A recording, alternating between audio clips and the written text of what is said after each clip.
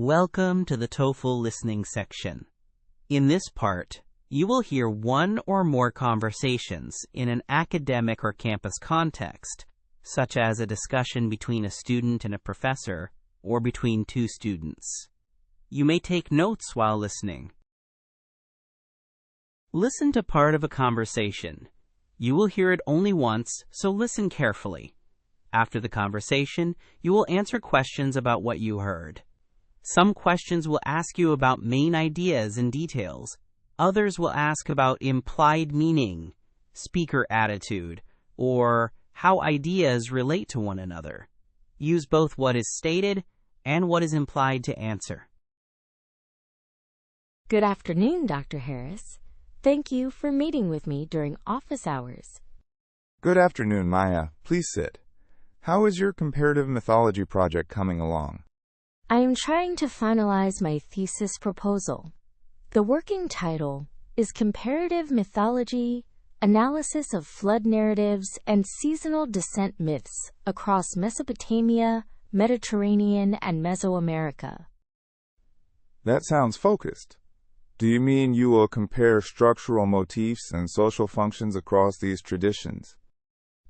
Exactly. I want to trace shared motifs like the deluge, the underworld descent, and the return of a vegetation deity, and examine whether similarities arise from diffusion, monogenesis, or common cognitive patterns. Good. You are touching on the central methodological questions in comparative mythology. One important step is to define your analytic categories. Clearly differentiate motif typology from interpretive frameworks such as structuralism or Jungian archetypal analysis. I have been reading the Thompson Motif Index and Lévi-Strauss on structural oppositions, but I am uncertain how to combine those with ethnographic context without imposing universal interpretations. You can combine them if you are explicit about levels of analysis. Use motif indexing to identify recurrent elements, and then apply structuralist analysis to reveal narrative binaries. For social function, tie your readings to ritual practice and historical context. Could you give a concrete example of that approach? Take the flood motif. Compare the Mesopotamian epic of Gilgamesh and the Hebrew flood account in Genesis. Start with motif indexing. Identify the warning, the chosen survivor, the ark or boat, the raven, and the dove. Then examine narrative structures such as human versus divine order and pollution versus renewal. And then place those structures into social context like state formation or agricultural cycles. Exactly. For Gilgamesh, the flood narrative sits within a world of divine caprice and human mortality. For the Genesis account, the story participates in covenant theology and communal identity. These contexts affect how the motif functions ritually and politically. I also want to compare seasonal descent myths. Do you think comparing Inanna's descent to the Sumerian underworld with the Greek Persephone myth and Mesoamerican maize myths is legitimate? It is legitimate if you attend to both formal similarity and local meanings. The descent of a goddess into the underworld and her return often encodes agricultural cycles. But the gender roles, cult practices, and cosmological assumptions differ, and those differences are informative. I worry about overgeneralizing by saying every descent myth is about agriculture. That is a valid concern. Do not collapse all instances into a single etiological explanation. Instead, consider multiple functions. Ritual expression of seasonal change is one function, symbolic negotiation of life and death is another, and psychological projection is yet another approach.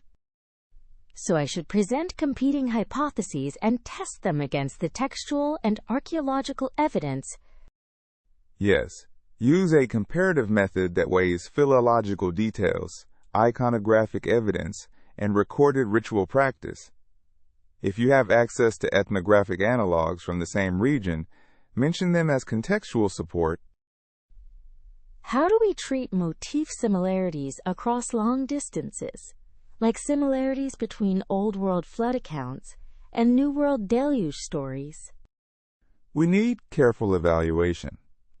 Contact through transoceanic diffusion is possible, but often unlikely in early contexts. You must consider parallel invention due to shared human experiences, such as catastrophic floods, and the cognitive propensity to narrativize traumatic events. So similar motifs can be evidence of contact or evidence of shared human concerns. That is right. Similarities do not automatically prove direct influence. In that case, what criteria should I use to argue for actual historical contact? Look for converging lines of evidence.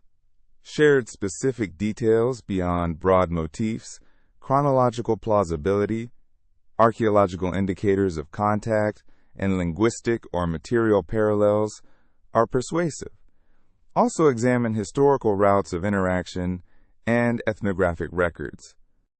Do you recommend any databases or tools for systematic comparison? Yes, use the Thompson Motif Index and the Ranke Motif databases as starting points for texts. Rely on critical editions of primary sources for broader patterns. Computational text analysis can reveal distributional patterns of motifs across corpora.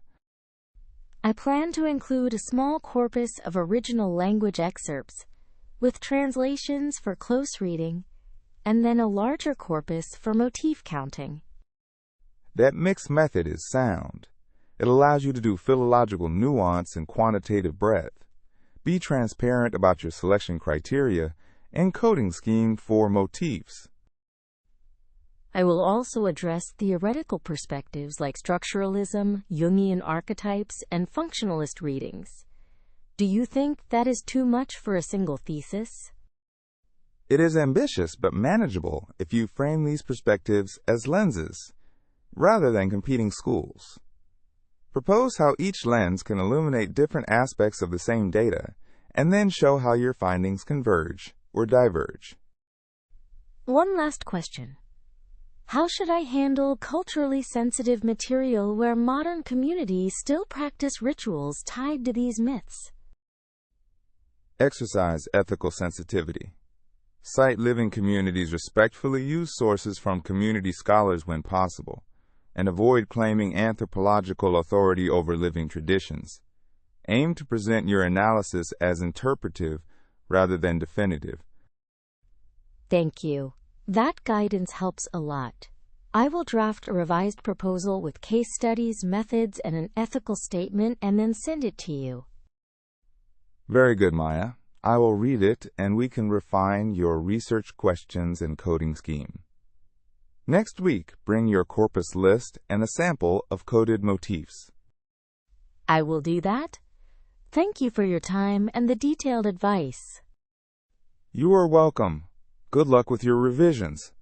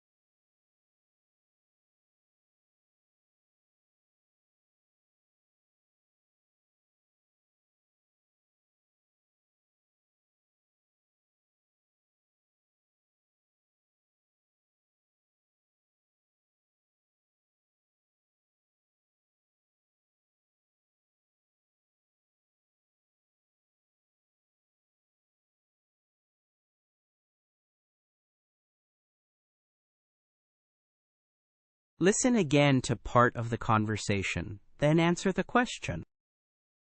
Similarities do not automatically prove direct influence.